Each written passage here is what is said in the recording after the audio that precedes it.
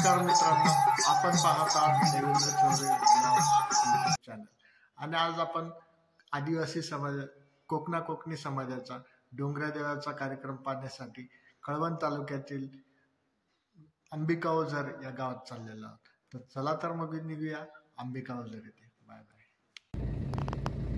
चला तर अंबिका ओझर येथील डोंगरा देवाचा कार्यक्रम पाहायला.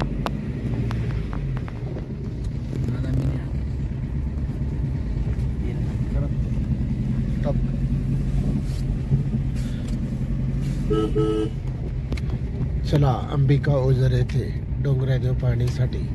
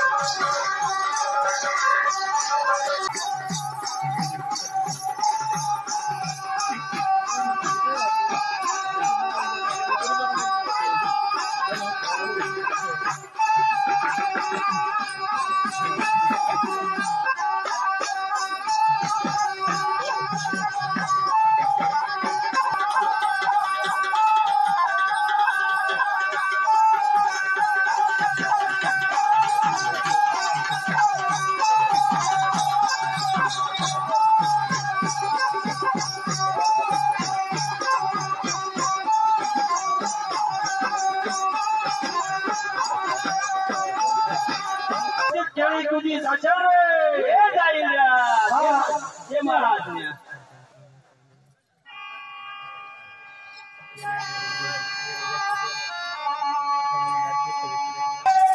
नाचू रे नाचू रे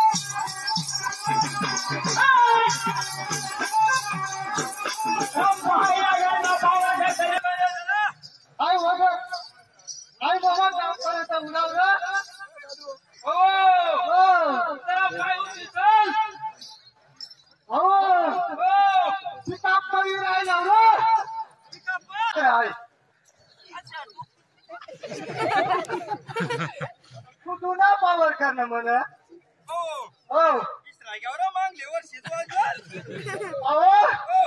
असं खाल्ल्या बाजूला वाकाडी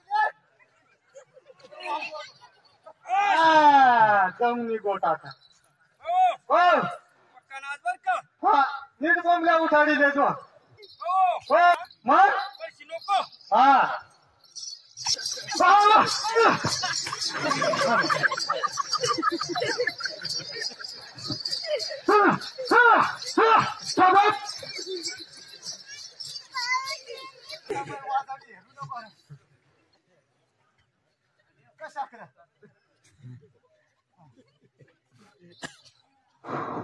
व्यस्त असेल तो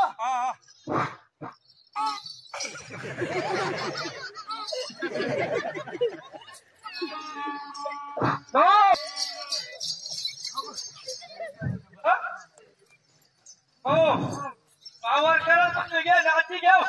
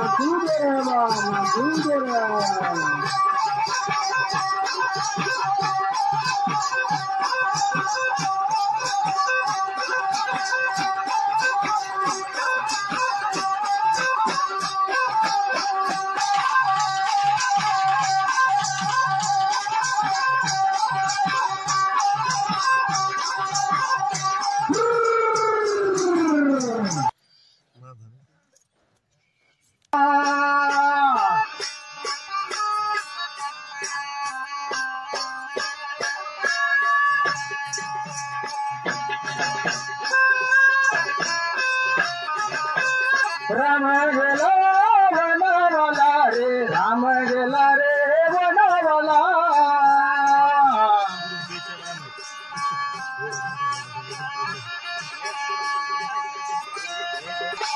सितार रे मनामध्ये सितार रे मनामध्ये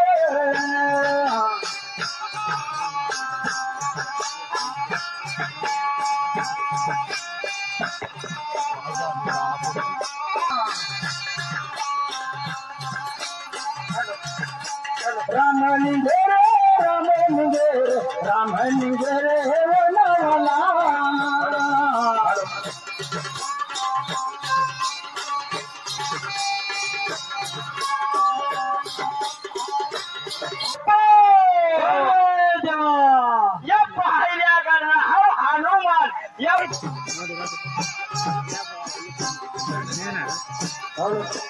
हनुमान हनुमान हनुमान हनुमान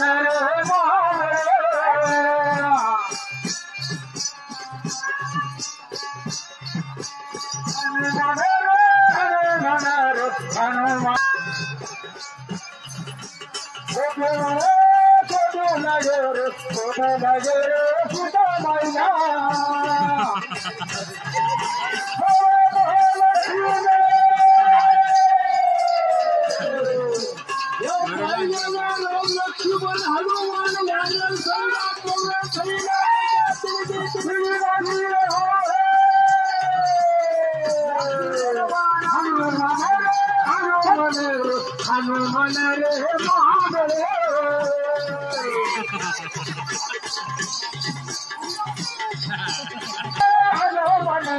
हनुमान रे महाबले सीतामाई रे सीतामाई रे शबरी शबरी शबरी माता कैसे चल गए नाचे राई राम लक्ष्मण नाचून गे हनुमान वालन थैला कैसे चल गए नाचे राई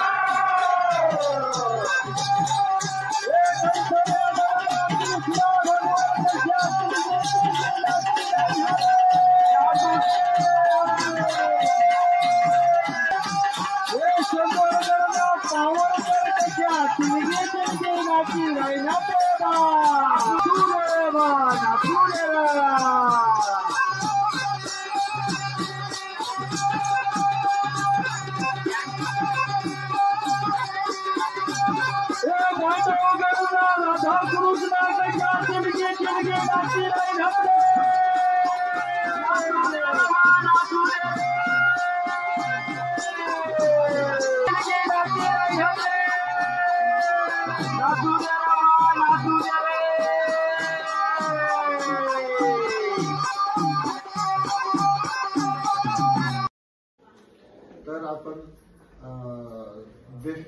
अंबिका बाजार येथील ज्येष्ठ नागरिक आणि अनुभवी व्यक्तिमत्व काशीराम उमाजोबळे यांच्याकडून आपण जो आदिवासी परंपरेचा महत्वाचा क्षण आहे डोंगरदेव याची आपण सविस्तर माहिती देऊ. तर काशीराम जोपळे साहेब, आपण डोंगरदेव हा जो आदिवासी परंपरेचा सण आहे याबद्दल आपण काय सांगू शकता का? आदिवासी परंपरेत याचं काय महत्व आहे, विशेष महत्व? हे मार्गशी श्रावण महिन्यात हे आम्ही हे उत्सव पाळतो सण. तर हे आमचा मोठा आनंदाचा सण राहत होतो. सगळे मिळून आम्ही गाव एकत्र येतो. मग आम्ही ते ठरवतो. ठरवल्या मग आम्ही ते मंदिराजवळ जातो. मग तिथं आम्ही झेंडूचा जाईचा हे झाड रोप तयार करतो. त्याची आम्ही रोपणी करतो. रोपणी केल्यावर मग आम्ही तिथं भगत नेमतो, थाळगाणहार नेमतो. असे परिणामी तिथं आम्ही झाडाचा रोपणी उभी करतो. उभी केल्यानंतर त्या जागाला आम्ही कमारीची सव्वाखंडीची पूण टाकतो. आणि थाळगाणाला आम्ही काळी सराला थाळीला सुरुवात करतो. मग ते देव विनवतात, ते देव माऊलीच्या अंगात येतं, ते फिरतात, ते देवाचे नाव घेतात. असं आमचं कुलदैवत आहे तो. कुलदैवत म्हणजे आदिवासीचा कुलदैवत आहे तो. आणि आम्हाला ते देवापासून सगळा अनुभव यायला आणि ती आम्हाला बरकता देते देव. मग आम्ही तिथून निघल्यावर 8-10 दिवस कार्यक्रम आमचा चालतो. तो कार्यक्रम चालल्यावर मग त्यातून आम्ही निघल्यावर रानखळ्याला जातो.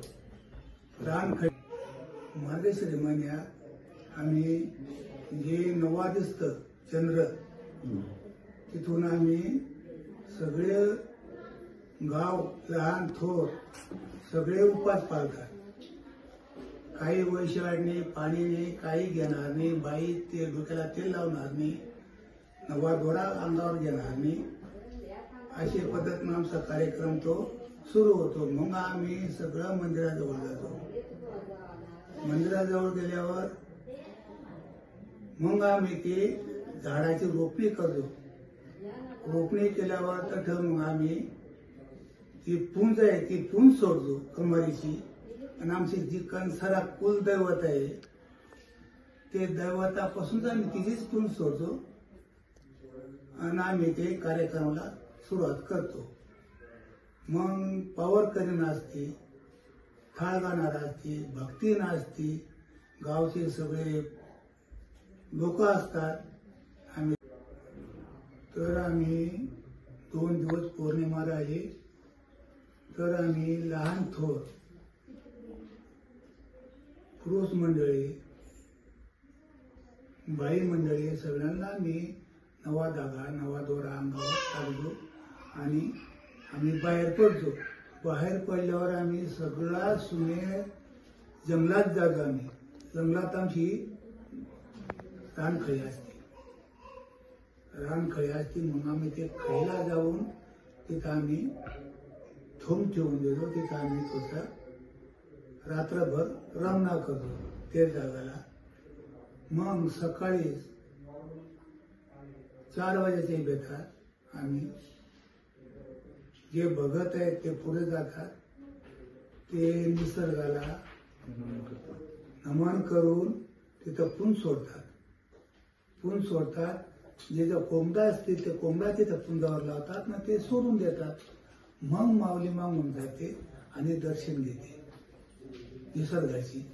निसर्गाची दर्शन घेऊन आम्ही उतरताना तिला जाताना दँडीची टिळा लावतो. आम्ही ते पाडाला डोंगर कपारीला आम्ही ती टिळा देतो. मग आम्ही खाली उतरतो.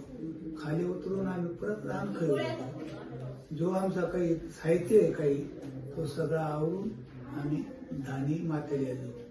धानी माते आहे. धानी मातेला आमचे सगळे भूत भूतावळ सगळे देव देवता सगळे आम्ही तिथं जमा करतो धानी मातेला. मग जी माऊली आहे तिथं तो आमचा पुंजाचा कार्यक्रम चालतो. पुंजाचा कार्यक्रम झाल्यावर मग आम्ही ते धानी मातेला दयांडीचीच टिळा लावतो. आम्ही थापणी करतो. तिची थापणी केल्यावर दयांडीची मग प्रत्येक माऊलीला आम्ही दयांडीची थापणी टिळा देतो. प्रत्येक माऊलीला आम्ही ते वारा तिथं आम्ही मोडतो. वारा मोडल्यावर मग आम्ही संध्या ते 4 वाजेचे 12 वाजेला का मग आम्ही तो सगळा कार्यक्रम तिथं मिळतो.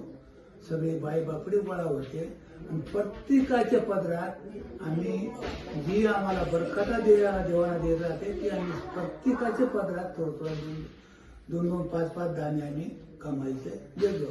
जी आमची कणसर आहे, जी मेन आहे नागली, जी आमची आडील वडील करत आलं तर तिचीच आम्ही पूजा करतो आणि ती भरभरून दिल्यावर आम्ही हा सण साजरा करतो. म्हणजे बाबांना असं म्हणायचं आहे झोपळे बाबांना की निसर्ग आपल्याला भरभरून संपत्ती देत असतो आणि त्याची जी परतफेड म्हणून त्याचे जे निसर्ग जो आपल्यावर उपकार करतो त्याची एक परतफेड म्हणून आपण त्याची भावना ठेवून मनात ठेवून आदिवासी समाज हा निसर्गाचं एक उपकाराची जाणीव म्हणून त्याबद्दल कृतज्ञता बाळगून आपण त्याचा आदिवासी समाज हा सण साजरा करत असतो. तर बाबा, मला असं म्हणायचंय, आजपर्यंत तुम्ही तुमच्या पिढीने आजपर्यंत ही आदिवासी संस्कृती सांभाळली, पण तुम्हाला असं विश्वास वाटतो का या पुढील पिढी असं तो या संस्कृती सांभाळेल आणि त्यांच्याकडे तुमच्या काय अपेक्षा आहे? आम्ही 5 वर्षांना हे कार्यक्रम आम्ही करतो. 5 वर्षांना आम्हाला कार्तिक महिना आल्यानंतर आमचे आडील वडील होऊन गेले, आजोबा पंजोबा होऊन गेले. ते संस्कृती संपूर्ण आमचे पहाडाची पूजा करताना, निसर्गाची पूजा करायला आणि झाडी जंगलात राहून ते कंदमुळे खाऊन त्यांनी संस्कृती टिकवली. तशी आम्ही सुद्धा हे संस्कृती. नमस्कार. आज आपण डोंगरेदेव या आदिवासींच्या कार्यक्रमाविषयी माहिती घेण्यासाठी सर्वसामान्य आदिवासी समाजातला माणूस असलेला आमचा परशुमामा याच्याकडून माहिती घेणार आहोत. तर कसं आहे बंधूंनो, आज आपण पाहतोय की आपण जर आपलं अस्तित्व टिकून आपण जर समाजाशी त्याची सांस्कृतिक जडणघडण, त्याच्या चालीरीती याच्याशी जर आपण जोडून राहिलो तर आपलं अस्तित्व टिकणार आहे. तर आपण फार वेळ न घेता आपण परशुराम बागुल परशुमामा यांच्याकडून आपण डोंगरादेव या कार्यक्रमाची सविस्तर माहिती घेणार आहोत. तर प्रेक्षकांना सांगायचं आपल्या की डोंगरादेव म्हणजे हा नक्की काय आहे, कशासाठी आदिवासी समाजात साजरा केला जातो? डोंगरादेव म्हणजे असं आहे साहेब, ते आमचं म्हणजे पहिल्यापासून आई आडावडिलापासून ते परंपरेनुसार आम्ही ते साजरा करतोय. आणि ते आम्ही ते 5 वर्षाच्या सालाप्रमाणे ते आम्ही हे करतोय. आणि आपल्या गावाला ढोरगुर यांच्यासाठी सुख मिळावं अशा पद्धतीने आम्ही ते डोंगरादेवाचा कार्यक्रम करतो. आणि मग ते आम्ही कधी 8 दिवस ठेवतो, कधी 10 दिवस ठेवतो, अशा पद्धतीने ते साजरे आम्ही करतो. आणि त्याच्या पुढं मग ते आम्ही भगत आणतो, पावरीवाले आणतो, असं सगळं ते काही ते साहित्य जमवून आणि मग ते डोंगरादेवाचं आम्ही ते पूजा दर्शन वगैरे काहीतरी करतो त्याच्या पुढे, असं पद्धतीने चालतो. तर परशुरामाला असं विचारायचं आहे की हा जो डोंगरादेव 8 दिवसांचा आपण उत्सव साजरा करतो आदिवासी समाजात, तर याच्यात नक्की पहिल्या दिवसापासून तर शेवटच्या दिवसापर्यंत कार्यक्रमाची रूपरेषा कशी असते, नक्की काय काय काय करतात याचं मला जरा टप्प्याटप्प्याने माहिती द्या आपण. पहिल्या दिवसापासून तो आपला मेन माणूस भगत म्हणून आम्ही आणतो. आणि ते भक्तांनी मग रात्रभर तिथं आपण हे करायचं, पूजापाजा केली का आमच्या त्या खळीची. तर मग त्या दिवशी त्यानं ते आमचे जे देव आहे ते देवांना मग हे करतो, जवळ करतो. आणि मग ते सर्व त्यांना असं वारा वगैरे प्रत्येकाच्या अंगामध्ये येतो. आणि मग ते त्या दिवसापासून ते 3-4 दिवस असं आम्ही ते हे करतो. आणि मग पहिल्या दिवसाचा आमचा तो कार्यक्रम रात्रभर ते एकदा खळी आमची स्थापन झाली तर मग दुसऱ्या दिवसापासून आम्ही काय करतो, 4-5 मारुती कमीत कमी आम्ही ते बाहेरगावी जातो. बाहेरगावी 5 मारुती थांबून आलो का मग त्याच्यानंतर मग काय शेवटच्या 7व्या दिवशी आम्ही हे करतो, पूर्ण गाव मागून घेतो. गाव मागणं झालं का मग 7व्या, 8व्या, 9व्या दिवशी आम्ही डोंगरावर जातो, बाहेर पडतो.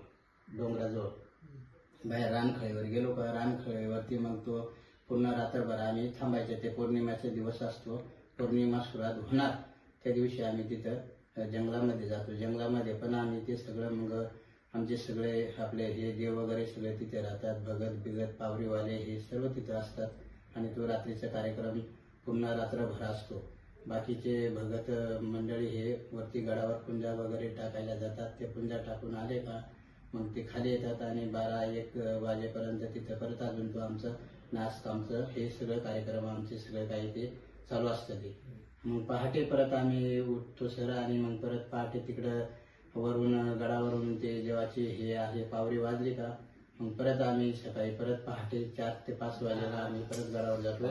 आणि गडावरून मग ते दर्शन घेऊन आणि मग आम्ही आमच्या गावाच्या ठिकाणी एक आमचं अजून ते देवाचं स्थान आहे तिथं आपले हे खडी म्हणतो, तिथं आपण घाणी म्हणून सांगतो.